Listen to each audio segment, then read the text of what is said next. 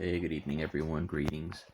Uh, I just wanted to make another little video tonight. I've been thinking about several things as we're wrapping up the year, uh, summing up what has happened, transpired during the course of this year, and what may be to come, and for 2026.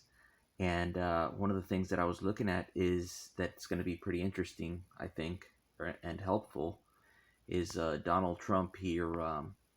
Is talking about rescinding some of the policies. He had already signed bills to cancel the rules from the EPA in 2011 that affected the car industry. Uh, a bunch of regulations that really made cars less reliable, and some that were implemented during the Biden administration that have to do with gas economy and complex technologies that made cars more expensive and less reliable, right? And this is important because, right now, this world, the economy is doing really, really bad. Crime is really high. This world's going to hell in a handbasket real quick.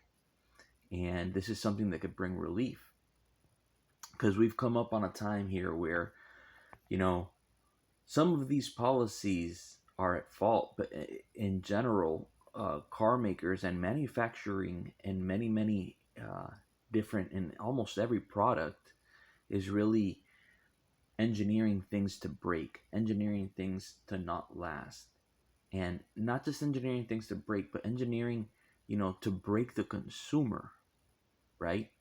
And so these cars that are coming off the lines are not very reliable. They don't last, and you know, some time ago people could say, well, I'll just buy a little bit of an older car, where when they were making them with a little more quality, so I'll compromise and buy, 3-4 year old car that still had some more quality built into it and reliability.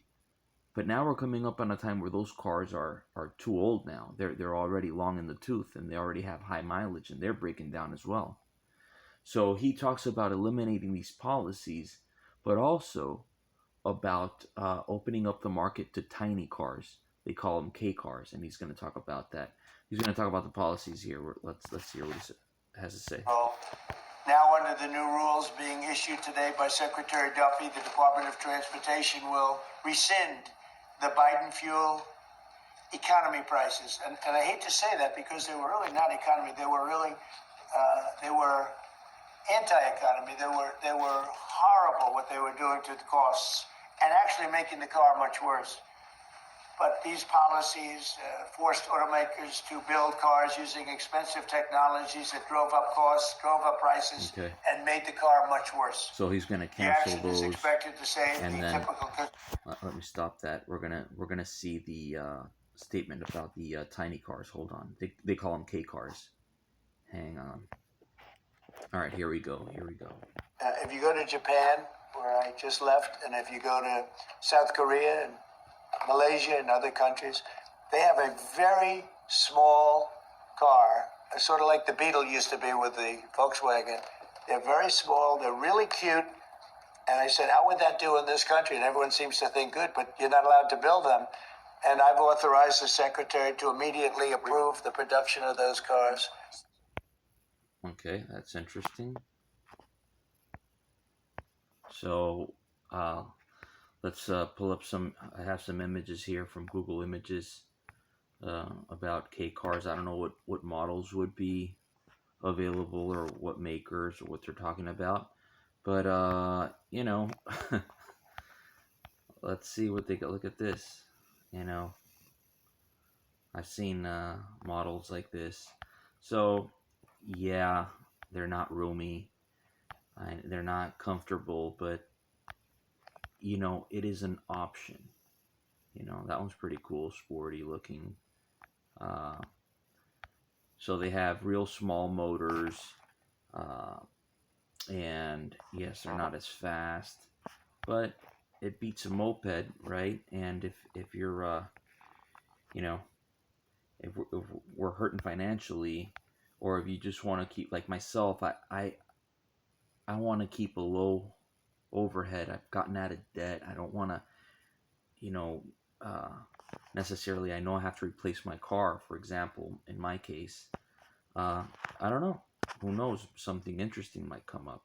Anyhow, I want to show you as well some of the investments. I've talked about silver on this channel before, so I want to show you how it's compared to some of the investments, how silver has done this year.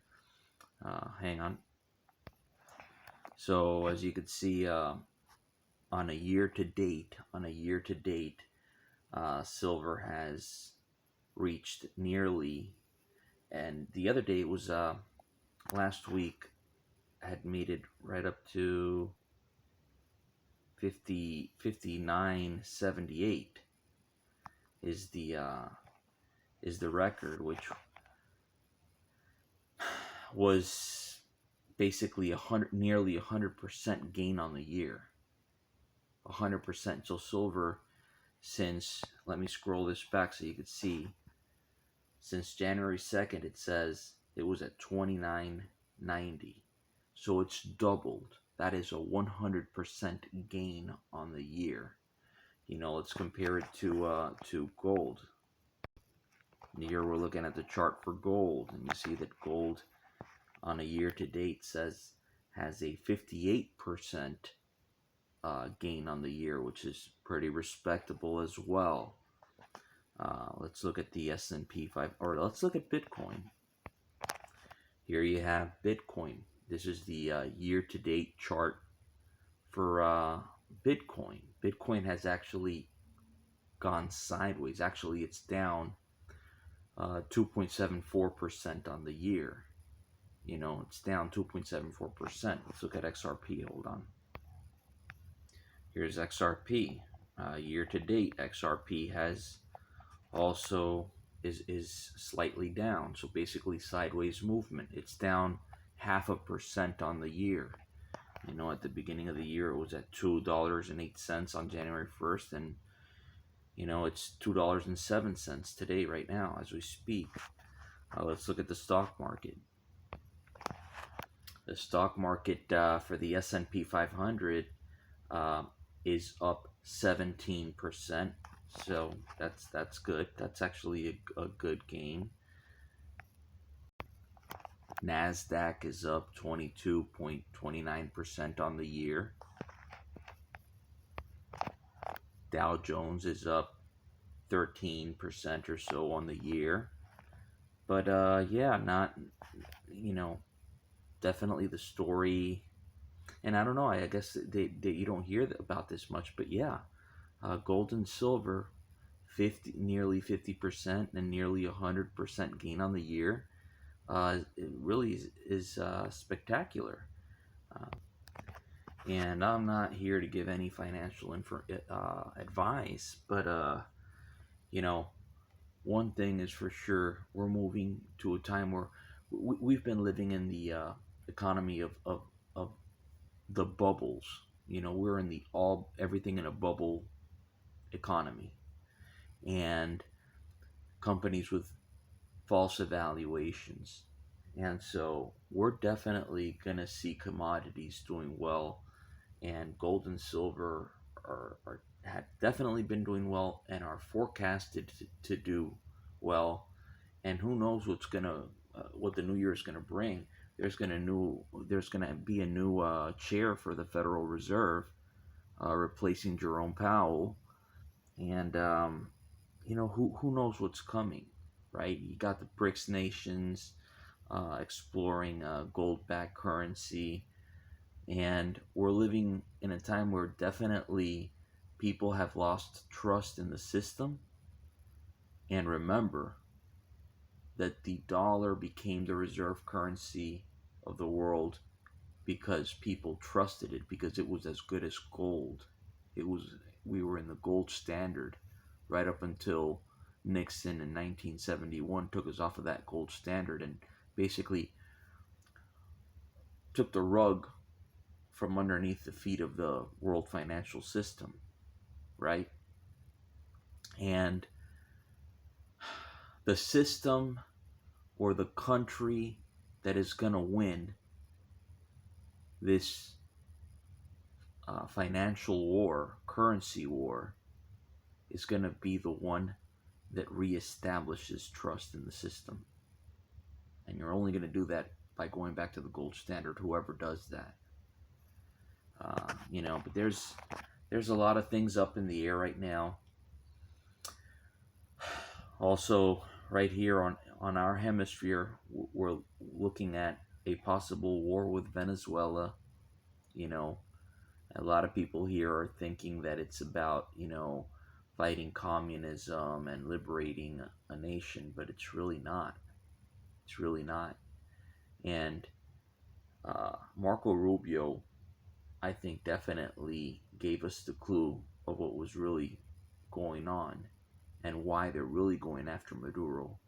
And it doesn't have to do with drug cartels.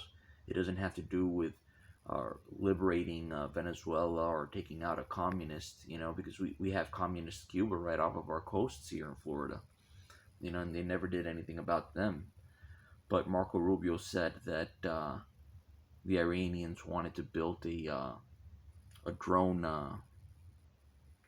factory there, and China uh, is trying to put their clutches into the region, and you know Russia has been sending weapon systems to Venezuela, you know, and that's really the reason there's a financial war that can possibly end up leading to a world war.